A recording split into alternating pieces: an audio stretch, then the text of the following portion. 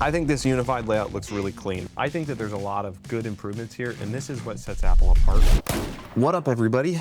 Back to another YouTube video, and let's talk about WWDC. Now, something that you guys may not know about me, I am but I'm an Apple fanboy. About 5-6 years ago, I made the switch. I was a Windows guy, I was an Android guy, and I decided to switch over to the Apple ecosystem. Well, we always get excited as Apple fans when WWDC comes around. I'm a tech guy, right? So I nerd out about the specs, the way things look, all that. But what I wanted to talk about today is the implications of the latest iOS, tvOS, MacOS26 launch and what this kind of means for the general consumer, because a lot of people love to criticize Apple for, being slow to release features, that they don't ship things that are actually up to the standards that like Microsoft and ChatGPT and Gemini, Google, that they're shipping. There's a lot of criticism about Apple Intelligence just being super far behind. But honestly, my opinion is this keynote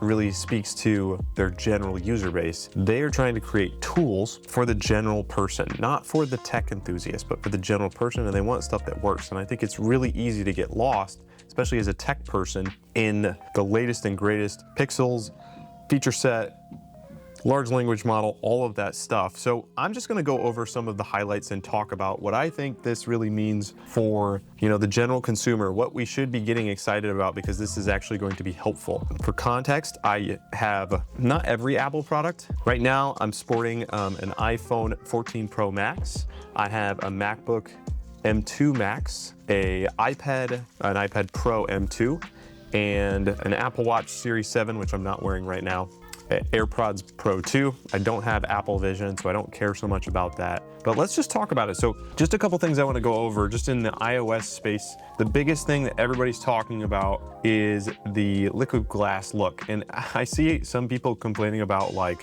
oh yeah, we just are revisiting Windows Vista. I don't think this looks like that at all. Like, you look at these before and afters, look at this. Like, this looks so much cleaner and more elegant, the blur, than the Windows Vista look. I mean, Windows Vista, the big complaint with Windows Vista was not that it was glass looking, it was the fact that it didn't function super well, because people had no problem with Windows 7 with the glass look, and it was a very well received operating system to replace Vista. Content, or even your context, it beautifully refracts light and dynamically reacts to your movement.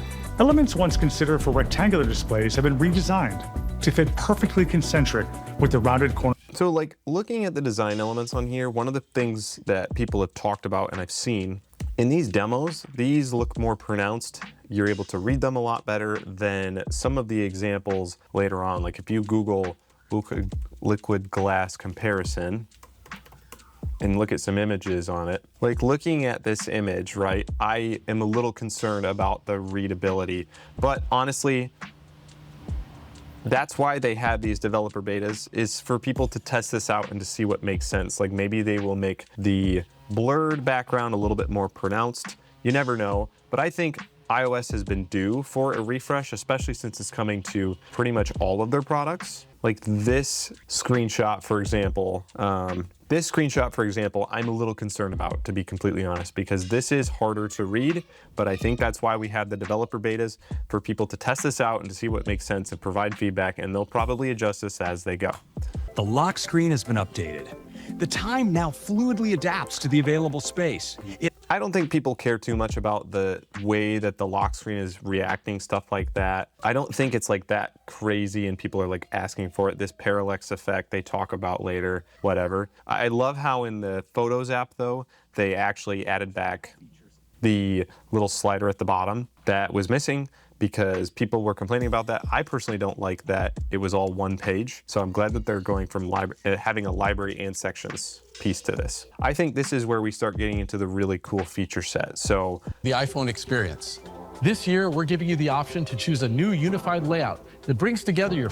I think this unified layout looks really clean. Like, the phone app has been due for some sort of refresh, something a little bit easier to read, just kind of updated UI, something more modern. But I really think the features that we're excited most about For the general consumer is all of the features such as the call holding feature and the essentially receptionist feature that answers the call for you and talks to the person and then tells you if it's a relevant call or not. Because the amount of spam calls that I still get on a frequent basis, like sometimes I just want to answer them and tell them, please stop calling me. I know that doesn't always work, but it'd be nice if somebody else would just do that for me. Favorites, recents, and voicemails. Now, when you receive a call from an unknown number, call screening helps you quickly gauge whether it's something important or just another pesky telemarketer. This is a great feature. I'm really excited to have this because things like this, I know that Android's had this for a while, but iOS having it as well is going to be super duper helpful. Phone app automatically detects hold music and asks if you want it to wait for you. When you tap hold, the music stops, but the call stays connected. This year, we're giving you an exciting new way to bring personality to those shared spaces with background. All right, so this is like a minor thing, but honestly, the general consumer cares a lot about this, is having backgrounds in iMessages. It's nice. It keeps them separate, keeps them distinct. It makes them fun. It's important to have more pizzazz, more style. We're introducing polls. I also think this polls feature is super important as well, because in group messages that I'm in, we basically create our own versions of polls by texting 3 different times and be like, pick which one you want, but it's really actually a notification bomb to my phone. So having an actual poll will be nice, because then you can only select one or multiple if you so desire. You can create a poll for anything. And with Apple Intelligence, messages can detect when a poll might come in handy and suggest one. Now you can request. Typing bubble in a group message, great quality of life improvement. These are all minor. Distractions. We're introducing the ability for you to screen new senders. So your messages go from this, a list cluttered with spam and unknown numbers, to this.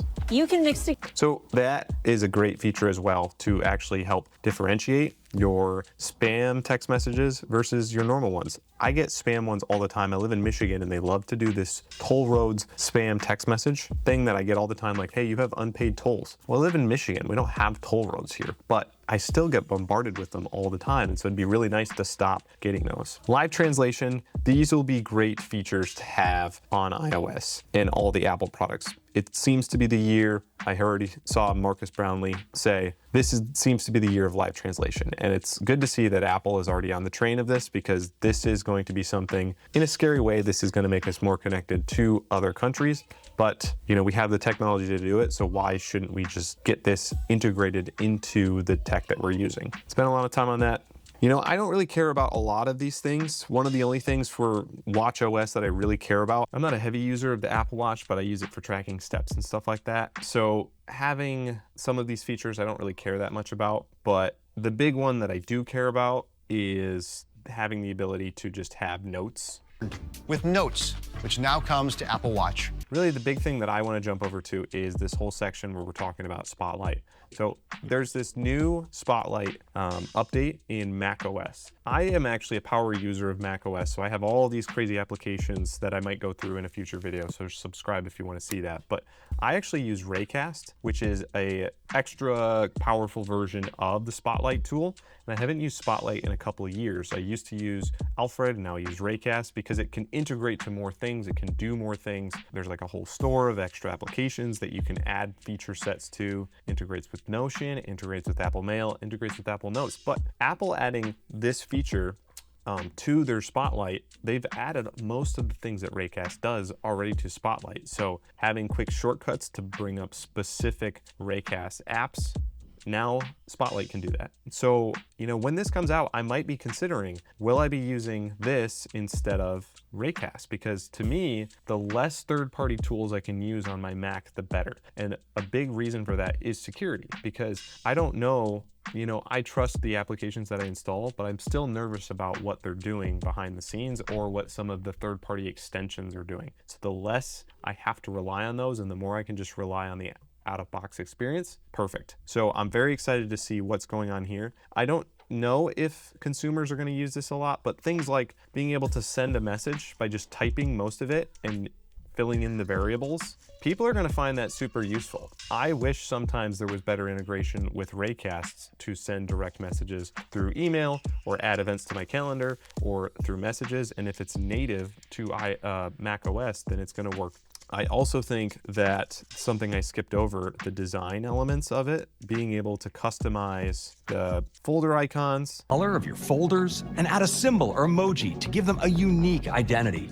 being able to add symbols. This is just going to help with the Finder, which is not the worst program in the world, but I think it will really help with organizing your files and just gives you a little more personality. And the fact that you can tweak now the theme of macOS, I haven't, at the end of the day, it's just a theme. Like, you need the operating system to function, but being able to do this and make it your own does make you more attached to the operating system that you have. And I think it's a net win. And the big one, the last one that I'm going to talk about and just kind of glaze over, is all of the iPad updates. So the big thing that they're talking about in here is all of the multitasking functionality, being able to snap windows, being able to use it, and adding like a mouse cursor that actually makes sense. And now I also have a pointer that's more precise and responsive. When I use it to hover over these new buttons in the top left, they They added the stoplight to iPadOS, crazy. expand into familiar controls. Another way I can arrange my windows is with tiling. I can simply flick windows towards the edges to tile. It looks really smooth, and I think this is great because it's funny that macOS didn't even have this function until like last year, and you had to use a third-party app, which I still do. But in iPadOS, having multitasking, some of the improvements that they've made to File Manager, I think this is going to make this potentially a more viable option for certain people that don't want to use or pay for a MacBook Pro. Now, personally, my MacBook Pro can do everything I want, so I'd be really curious to see how much the iPad could replace potentially. Every time I've tried to use it as a daily driver, I feel like I'm kind of having to work around things or it's slowing me down. So I'd be curious and might do a video on this in the future of trying to use this for a week and see if it can actually replace my macOS system, because like the advantage of macOS is it's a full-blown computer operating system. All the programs that you want are probably built for it. You can add all kinds of extensions and functionality to speed up your workflows. You're not limited in a lot of ways. Whereas with iPadOS, it's like a big iPhone. It has some extra functionality, but usually, from my experience, has been it's not enough. So I'd be curious to see if this update is going to fix that. So to the end of the video, and my new camera over here ran out of storage, so I have to figure that out. But to end this video, I think that while there are definitely some gaps with Apple Intelligence and Siri that are missing on this update list, I think that there's a lot of good improvements here, and this is what sets Apple apart from the other companies, is they're building stuff that's actually small iterative changes to their ecosystem. The whole appeal of using Apple devices is that they all work together, and that's what I like doing about it. Sure, it can't do the latest and greatest thing every once in a while, but at the end of the day, you don't need those things. You need it to function. You need it to work together, and you need to be able to get your work done. And most people are browsing the internet or sending emails or taking pictures on their phone, and the more ways you can interconnect those and make the experience more cohesive, the better. So what's your opinion on WWDC 25? What do you think is actually going to happen when these start rolling out? Do you think people are going to find these useful? Do you think they're going to like these changes? And what do you think I glazed over and wish I talked about more? Thanks so much for watching this video, and I'll see you guys in the next one. Peace.